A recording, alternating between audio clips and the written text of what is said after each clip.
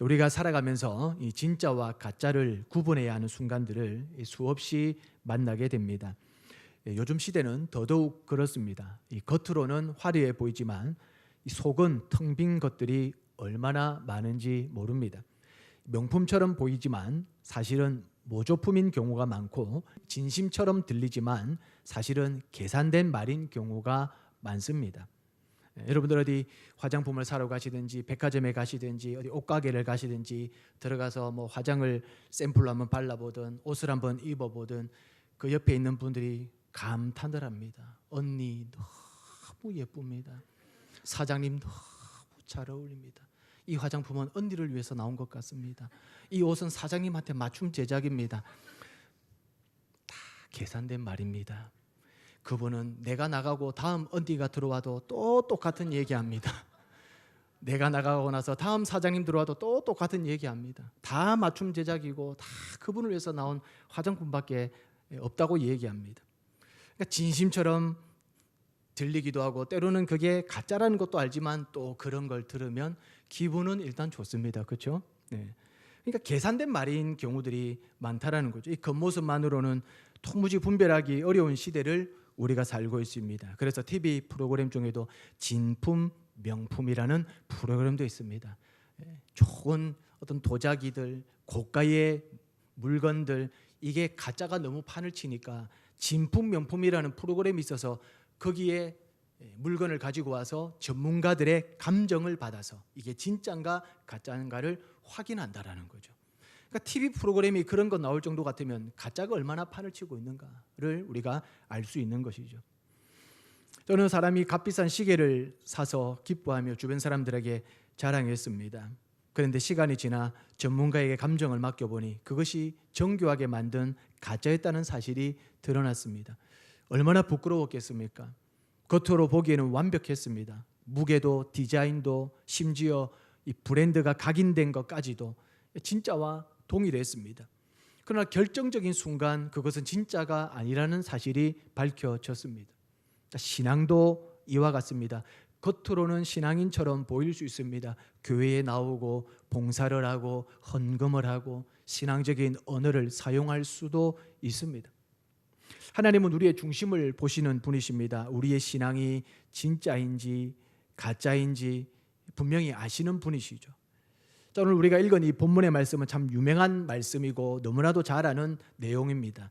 이 본문을 대체적으로 불이 임하는 데 집중을 합니다. 엘리야가 하나님 앞에 기도하니 불이 임해서 그 제단의 모든 것들을 태우고 도랑까지 다 말라 없어지게 했다라는 그 성령의 불에 대한 비유로서 이 설교를 참 많이 합니다. 그러나 좀 더 말씀을 묵상하면 단순히 이건 불을 내리는 놀라운 기적을 말하고자 하는 것이 아니라 이 자리는 진짜와 가짜가 드러나는 현장임을 우리에게 보여주고 있다라는 사실이죠.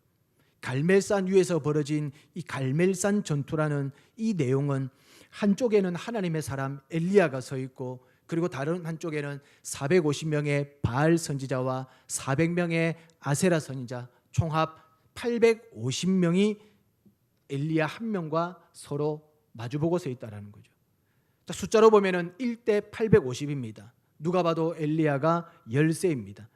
그러나 이 대결은 숫자의 싸움이 아닙니다. 이것은 참 하나님과 거짓 신의 대결이라는 것이죠.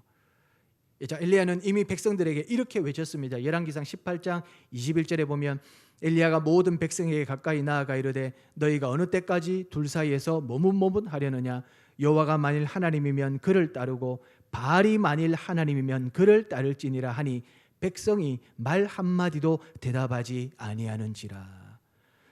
여러분, 엘리야가 백성들을 향하여 외치는 겁니다. 어느 때까지 둘 사이에서 머뭇거리느냐. 무슨 말이죠? 하나님과 바알 사이에서 언제까지 지금 주저하고 머뭇거리고 갈팡질팡하고 있느냐라는 거죠. 만약에 너희가 믿는 자가 하나님이시면 하나님을 따를 것이고 바알을 하나님이라고 생각하면 바알을 따르라. 둘 중에 하나를 해라는 것이죠. 결단을 촉구하고 있습니다. 하나님을 믿을 것인가 아니면 바알을 믿을 것인가 둘 다 붙잡고 살 수는 없다라는 겁니다. 혹시 우리의 모습이 이스라엘 백성과 같지 않습니까? 하나님도 믿고 싶고 세상도 놓치고 싶지 않는 마음, 예배도 드리고 싶지만 세상의 즐거움도 포기하지 못하는 마음, 하나님께도 마음을 두고 동시에 세상에도 마음을 두고 있는 이중적인 상태가 우리에게도 있지 않느냐라는 것이죠. 갈멜산은 그런 모호함을 허락하지 않는 자리입니다. 그곳은 진짜는 진짜로 드러나는 자리고 가짜는 가짜로 밝혀지는 자리라는 거죠. 오늘 우리에게도 갈멜산이 필요합니다. 우리의 신앙이 점검받는 자리가 있어야 된다는 거죠. 고린도후서 13장 5절에 보면 너희는 믿음 안에 있는가 너희 자신을 시험하고 너희 자신을 확증하라. 예수 그리스도께서 너희 안에 계신 줄을 너희가 스스로 알지 못하느냐? 그렇지 않으면 너희는 버림받은 자니라. 자, 너희는 믿음 안에 있는가 너희 자신을 시험하고 너희 자신을 확증하라는 거예요. 그러니까 쉽게 말하면 내가 진짜 믿음 안에 살고 있는지 내가 진짜 믿음의 사람인지 스스로를 좀 체크도 하고 확인도 하고 시험도 해보면서 결과물을 내어놓으라는 거죠. 결과물을 내어놓으라는 거예요. 그런 결과물이 없다면 착각 속에 있는 것이고 그런 결과물이 없다면 버림받은 자로서 살고 있다는 겁니다. 그래서 오늘 말씀은 진짜와 가짜 사이에서 머뭇거리지 말고 두 마음 품지 말고 진짜와 확신으로 나갈 것을 교훈하고 있는 겁니다. 자, 그러면 갈멜산이라는 이 대결의 장소가 우리에게 무엇을 의미하는 것입니까? 첫째로 진짜와 가짜가 드러나는 곳입니다. 진짜와 가짜가 드러나는 곳이다. 자, 갈멜산은 어떤 지리적인 장소를 말하는 것이 아닙니다. 그곳은 하나님께서 의도적으로 준비하신 드러남의 자리라는 것이죠. 가려졌던 것이 밝혀지는 자리입니다. 그래서 본문 30절을 보시면 엘리야가 모든 백성을 향하여 이르되 내게로 가까이 오라. 백성이 다 그에게 가까이 가매 그가 무너진 여호와의 제단을 수축하되. 자, 엘리야가 지금 백성들을 향해서 내게 가까이 오라고 말합니다. 이 말은 가까이 와서 하나님이 어떤 분이신지를 분명히 보라는 겁니다. 엘리야는 하나님과 바알 사이에서 머뭇거리고 있는 백성들을 결단의 자리로 이끌고 있습니다. 자, 왜 하나님께서 이런 자리를 만드셨을까요? 왜 굳이 850명의 이방 선지자들과 한 사람 엘리야가 맞서는 이 극적인 장면을 허락하셨을까요? 그것은 진짜와 가짜를 더 이상 혼합된 상태로 두지 않으시기 위함입니다. 여러분, 하나님은 혼합된 신앙을 기뻐하지 않습니다. 소위 혼합주의라고 말하는 이도 아니고 저도 아니고 어설프게 섞여 있는 예수 믿는 사람도 아니고 그렇다고 또 세상 사람도 아니고 근데 예수 믿는 사람이라고 말하기는 또 부족하고 또 세상 사람이라고 단정짓기도 애매한 여러분 하나님이 어쩌면 가장 싫어하는 것이 이러한 모습이에요. 혼합신앙을 싫어합니다. 하나님은 분명한 신앙을 요구합니다. 자, 이스라엘이 하나님에게 징계를 받고 여러 가지 어려움이 있었던 이유는 신앙의 혼합주의 때문에 그렇습니다. 신앙의 혼합주의. 겉으로는 하나님을 믿는다고 하면서도 실제 삶에서는 바알을 의지하고 있었던 것이죠. 비가 오지 않으면 바알을 찾고 풍요를 원하면 바알에게 기도하는 것. 하나님의 이름만 남겨두고 실제로는 우상을 의지하는 삶. 이 모습이 우리의 모습과 때론 닮아 있을 수 있다는 겁니다. 주일에는 하나님을 찾습니다. 그러나 삶의 중요한 결정 앞에서는 세상의 방식을 따라가고 세상의 가치를 따라간다는 거죠. 겉으로 보면 신앙이 있는 것 같지만 실제로는 하나님 중심이 아닌 삶. 이것이 바로 가짜 신앙의 특징이라는 겁니다. 엘리야는 이 상태를 그대로 두지 않았습니다. 백성들을 갈멜산으로 불러내죠. 왜냐하면 진짜 신앙은 반드시 검증을 거치기 때문에 그렇습니다. 여러분, 진짜는 검증을 두려워하지 않습니다. 예를 들어서 내가 진품 명품 그 프로그램에 내가 가지고 있는 이 도자기를 하나 들고 가는데 이게 가짜라는 걸 내가 알고 있습니다. 근데 어쨌든 초대를 받아서 그 물건을 하나 갖다 냅니다. 전문가 앞에 감정을 받기 위해서. 그러면 가짜를 가지고 들고 나가는 나는 마음이 평안할까요? 떨릴까요? 가짜 들고 가니 편안할까요? 떨릴까요? 왜 떨릴까요? 가짜니까 떨립니다. 근데 내가 진짜 도자기를 들고 있습니다. 그리고 검증단이 한 10명도 앉아 있습니다. 전문가들이. 근데 나는 진짜를 들고 있습니다. 그러면 그거 들고 내놓을 때 떨릴까요? 평안할까요? 평안하죠. 왜 그럴까요? 진짜니까 그렇습니다. 지금 이 시간에 예수님 재림하셔도 문제가 없다라는 분, 지금 오시면 나는 상당히 문제가 있다라는 분, 지금 예수님 앞에 서면 나는 조금 그렇다라는 분도 있을 수도 있고, 나는 뭐 언제라도 예수님 오셔도 전혀 문제가 없습니다. 자, 이 마음가짐이 어디서부터 생길까요? 언제든지 오셔도 문제가 없다라는 분은 나는 하나님 안에 거하는 사람이고 내 믿음은 진짜고 내 신앙은 확실하고 그거에 자기 마음속에 스스로 확신이 있기 때문에 가능한 거죠. 그런데 지금 온다 하면은 조금 미루고 싶고 피하고 싶고, 그런 사람은 내 마음에 아직까지 좀 진짜라고 하기에는 조금 부족한 뭔가가 남아있다라는 거죠. 그러니까 진짜는 검증하자고 하면 두려워하지 않습니다. 두려워하지 않아요. 진짜는 두려워하지 않는다는 거죠. 오히려 검증을 원합니다. 왜? 검증해서 더 확실해지니까. 검증하면 더 분명해지니까.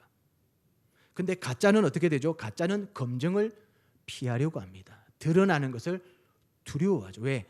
가짜니까 그렇습니다. 존 칼빈은 인간의 마음은 끊임없이 우상을 만들어내는 공장이다라고 말했습니다. 우리 마음은 하나님을 향하기보다 끊임없이 다른 것을 붙잡으려는 경향이 있다라는 것이죠. 그래서 하나님은 우리를 어디로 부르십니까?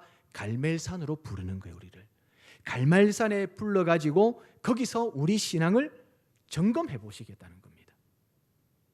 우리에게 예상치 못한 위기, 실패, 고난의 순간, 그때 비로소 드러나는 것이 있습니다. 내가 진짜로 의지하는 것이 무엇인지, 내가 진짜로 믿는 것이 무엇인지 그 순간 드러난다는 것이죠. 어떤 분은 평소에는 믿음이 좋은 것처럼 보였지만 작은 문제 앞에서도 무너집니다. 반대로 어떤 분은 평범해 보였지만 큰 고난 속에서도 흔들리지 않습니다. 왜 그럴까요? 그 안에 담고 있는 것이 다르기 때문에 그렇습니다. 자, 갈멜산에서 바알 선지자들이 하루 종일 외칩니다. 소리를 치고 춤도 추고 심지어 자기 몸을 상하게 하면서까지 부르짖습니다. 그런데 아무 일도 일어나지 않았습니다. 이유는 간단합니다. 그들이 불렀던 신, 그들이 믿었던 신, 그들이 섬긴 대상이 가짜였기 때문에 그렇습니다. 반면에 엘리야는 조용히 하나님 앞에 섭니다. 과장된 행동을 하지 않습니다. 단지 하나님 앞에 기도합니다. 하나님 응답하여 주십시오. 하나님 응답하여 주십시오. 그리고 하나님은 즉각적으로 응답하셨습니다. 여러분, 여기서 중요한 게 뭡니까? 소리를 지르느냐 지르지 않느냐, 그것도 뭐 하나로 볼 수 있겠지만 내가 믿는 분이 진짜냐 가짜냐가 더 중요한 거예요. 가짜한테는 아무리 소리를 질러도 소용이 없습니다. 그러나 진짜는 소리를 지르지 않아도 응답이 온다라는 거예요. 여러분, 가짜의 특징은 행동이 과하다라는 거예요. 행동이 과하다. 진짜는 요란하게 행동하지 않습니다. 가짜들이 요란한 겁니다. 여러분, 이단 사이비 집단 TV를 통해서 한번 보세요. 얼마나 요란합니까? 왜 그럴까요? 가짜니까 요란한 겁니다. 빈 깡통이 요란하잖아요. 안에 알이 꽉 차 있으면요 요란하지 않습니다. 오늘 우리가 믿음으로 진리로 진짜로 꽉 차 있으면요 우리는 요란하게 살지 않아도 다 압니다. 증명이 됩니다. 근데 안에 뭐가 없으니까 요란하게 움직이는 거예요. 왜? 그거 가지고 뭔가를 증명을 해내야 되니까.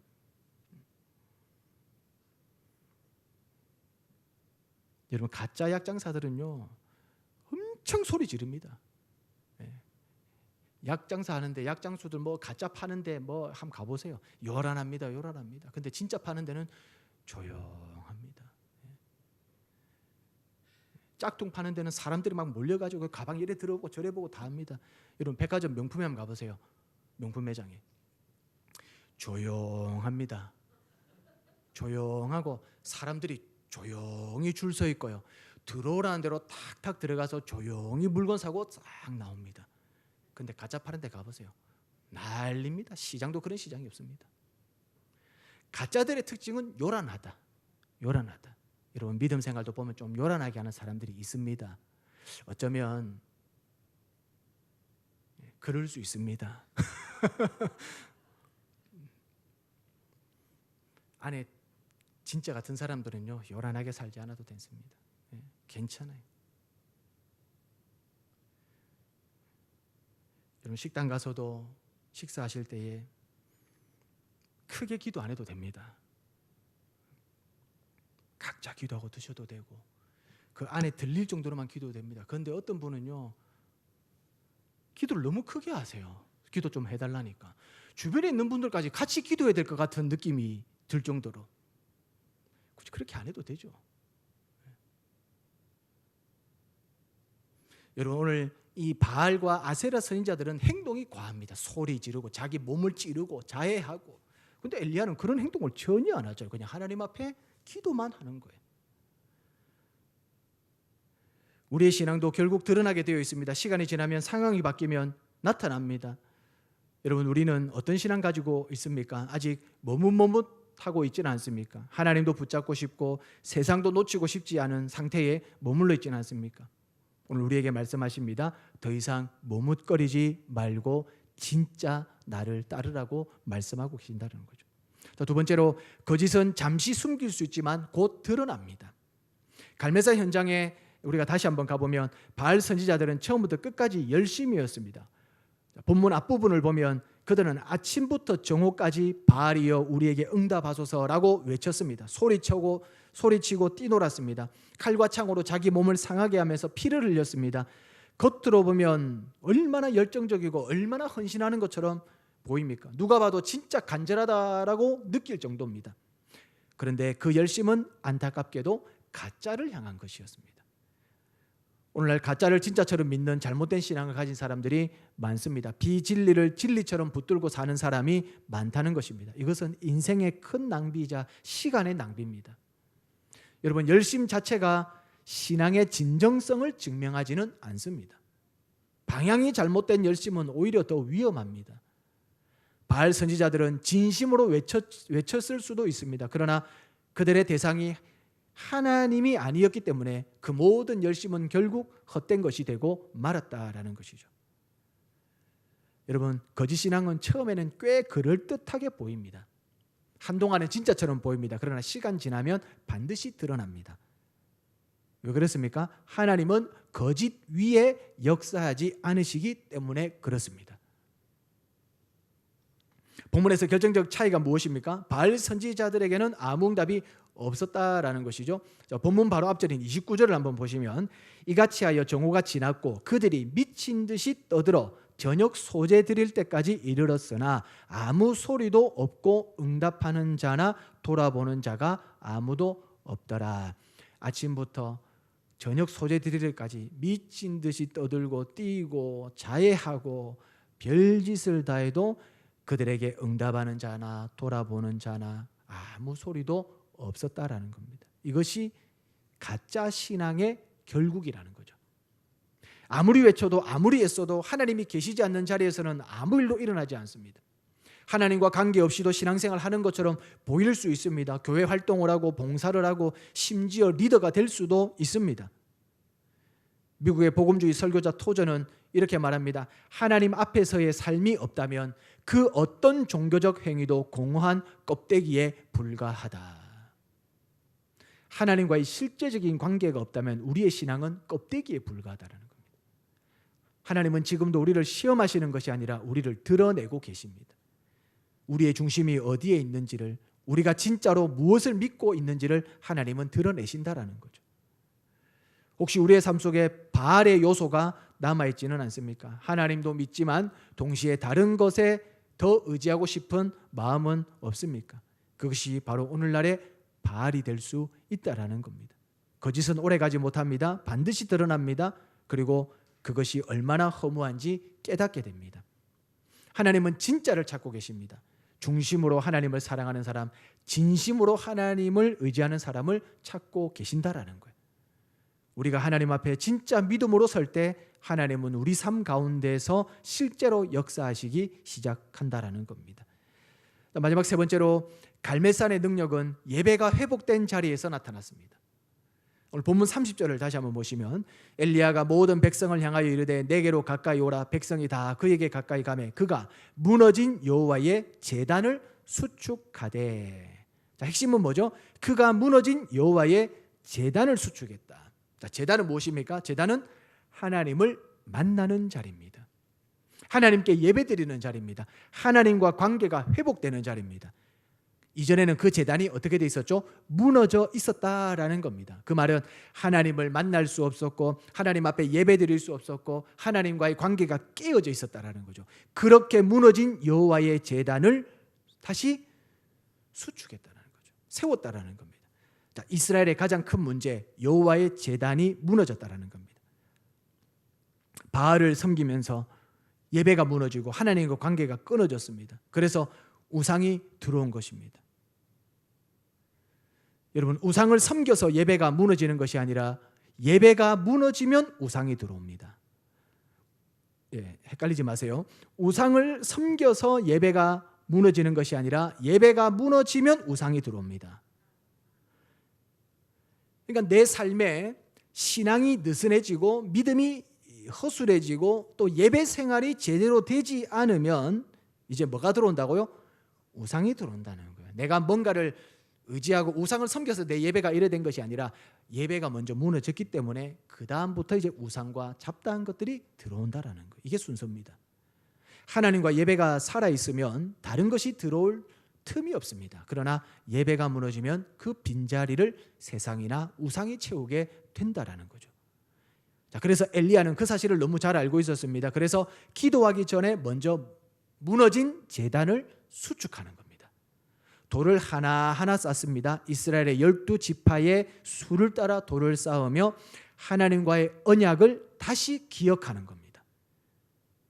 우리 삶에도 이 과정이 필요합니다. 무너진 것을 다시 세워야 됩니다. 끊어진 것을 다시 이어야 합니다. 기도의 제단을 쌓고 말씀의 제단을 쌓고 예배의 제단을 쌓아야 된다는 거죠. 한때는 뜨겁게 신앙생활했지만 지금은 형식만 남아 있는 것은 아닌지. 이전에는 그 제단 위에 하나님 앞에 드리는 참 제물과 믿음과 사랑과 열심과 은혜와 헌신과 그 제단 위에 다 올라갔는데 이제는 그 위에 아무것도 없고 남아있는 제단의 틀, 형식만 가지고 살지는 않는지 그걸 확인해야 된다는 거죠. 하나님이 원하시는 것은 한때 뜨거웠던 그 자리를 다시 세우기를 하나님이 원하신다는 거예요. 하나님은 우리에게 완벽한 제단을 원하시는 것이 아니라 회복된 제단을 원하신다는 겁니다.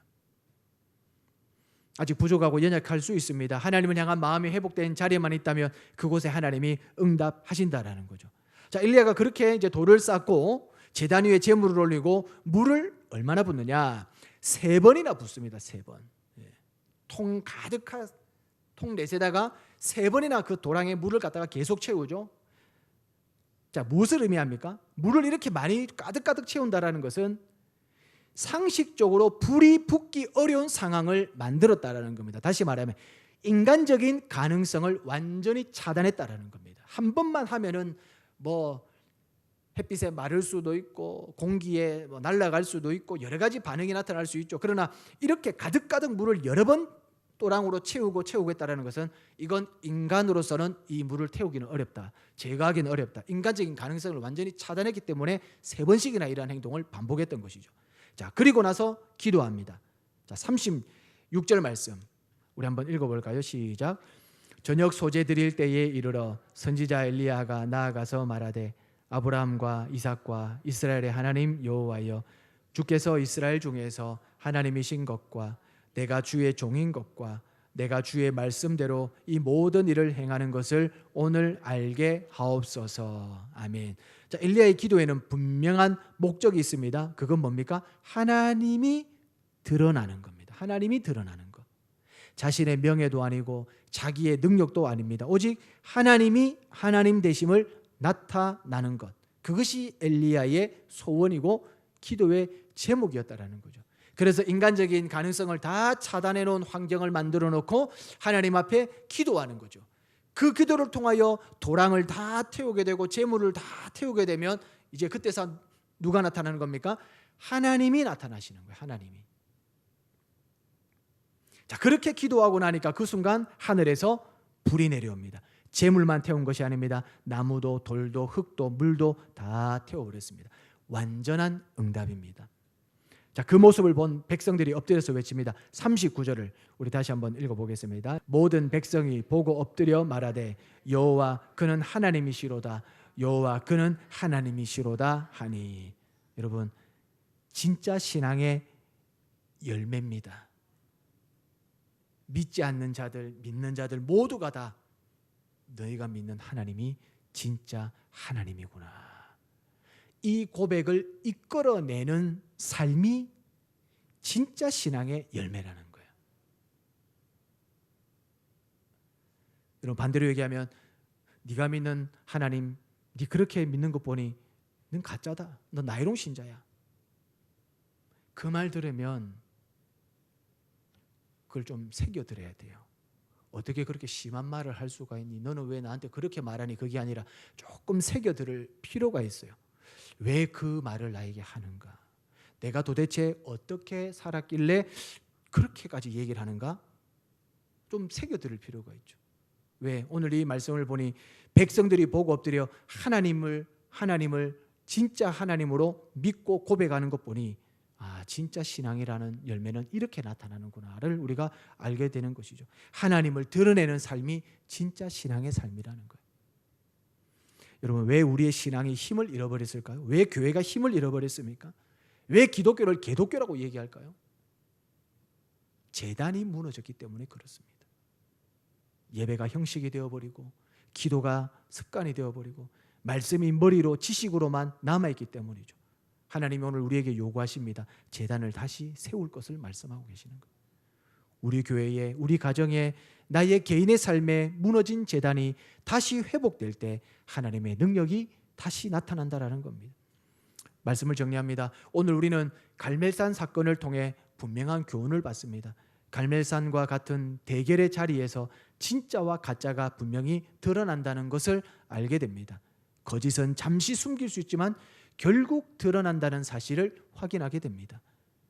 그리고 하나님의 능력은 무너진 제단이 다시 세워진 그 자리에서, 곧 예배가 회복된 자리에서 나타난다는 것을 깨닫게 됩니다.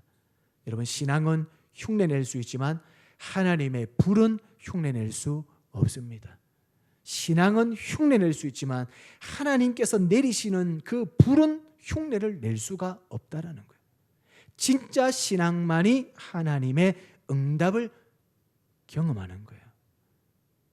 신앙생활을 다 겉으로는 비슷비슷하게 하는 것 같지만 진짜 하나님이 내 삶에 주시는 강력한 은혜는 흉내를 낼 수가 없어요.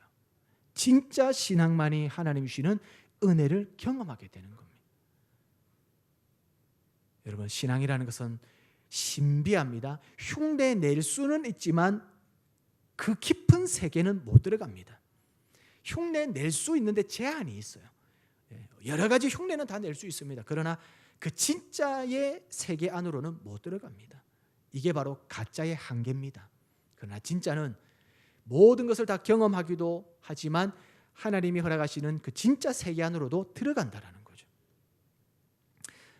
더 이상 머뭇거리지 않기를 바랍니다. 하나님도 붙잡고 세상도 붙잡으려는 이중적인 삶을 내려놓으시기를 바랍니다. 그리고 무너진 제단을 다시 수축하시기를 바랍니다. 그리하여 우리 삶에 하나님의 기적, 하나님의 불이 임하여 하나님이 하나님 되심을 드러내는 복된 삶이 되시기를 주님의 이름으로 축원합니다.